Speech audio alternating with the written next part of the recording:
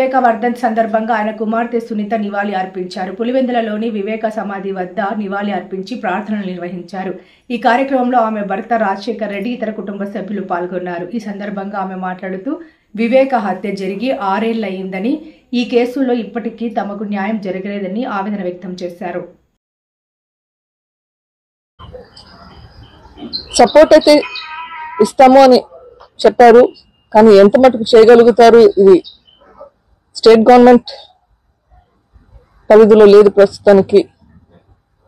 కానీ విట్నెసెస్ అందరూ ఇక్కడే ఉన్నారు, చనిపోతున్నది పరిస్థితి కూడా చూస్తున్నాము. విట్నెసెస్ అని జాగ్రత్త పరచుకోవాలి, అక్యూజ్డ్ జాగ్రత్త పరచుకోవాలి, లేకపోతే జస్టిస్ అనేది ఎట్లా వస్తుంది? ఎవరైతే దీంట్లో విట్నెస్ గా ఉన్నారు, ఎవరైతే దీంట్లో నిందితులుగా ఉన్నారు, అందరి బాధ్యత ఇప్పుడు స్టేట్ గవర్నమెంట్ మీద ఉంది. వీళ్ళందరినీ జాగ్రత్తగా వాళ్ళ హెల్త్ సంగతి చూసుకోవాలి, వాళ్ళ సేఫ్టీ గురించి చూసుకోవాలి. సో వాళ్ళ లేకపోతే జస్టిస్ అనేదానికి న్యాయమే లేదు. సో అదే కాకుండా చాలా మంది విట్నెసెస్ హోస్టైల్ అవుతున్నారు, విట్నెసెస్ మీద ప్రెషర్ పెడుతున్నారు, మీ స్టేట్మెంట్స్ వెనక్కి తీసుకోండి అని. అట్లాంటివి కూడా జరగకూడదు. కోర్టు వాళ్ళకి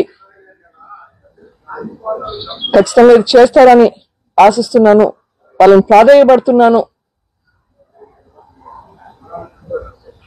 నాకు తెలిసి అయితే చాలా లోపాలు జరిగాయి, ఇన్వెస్టిగేషన్ లో జరిగాయి, ప్లస్ ట్రయల్ లో జరుగుతున్నాయి.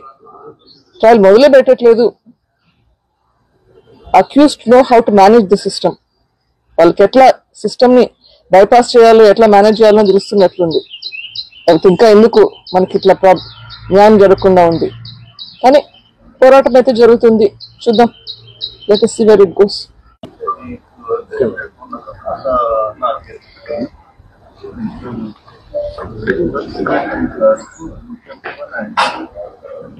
ఆరు సంవత్సరాలు అయింది నాన్నగారు వైఎస్ వివేకానంద రెడ్డి గారు హత్య జరిగి. 6 సంవత్సరాలుగా పోరాడుతున్నాం న్యాయం కోసం.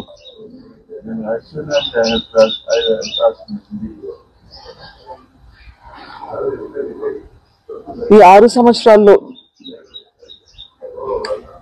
ఎంత పోరాడినామో అందరూ చూస్తున్నారు.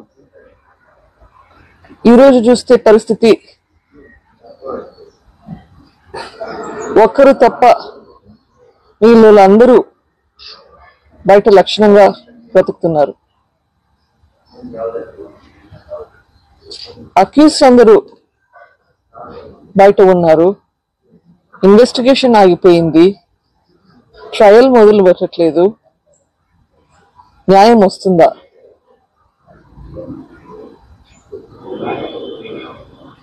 ఈ దారుణమైన హత్య గురించి ఇంతగా పోరాడుతున్నాము.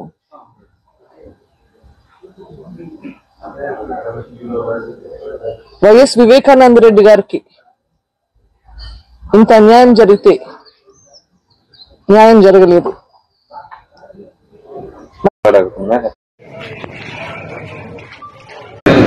పులివెందుల్లో సింగిల్ ప్లేయర్ ఉండాలనే వివేకానంద రెడ్డిని హత్య చేశారు. నేనైతే నా వీలునామా రాసిస్తున్నాను నా పిల్లలకి. తెగించుకొని వచ్చాను, అన్నీ తెగించి వచ్చాను ముందరికి. భారతి గారు నన్ను నరికేస్తారా, షర్మిలమ్మని నరికేస్తారా నాకు తెలియదు. సింగిల్ ప్లేయర్గా ఉండాలంటే అదొకటే పాసిబిలిటీ.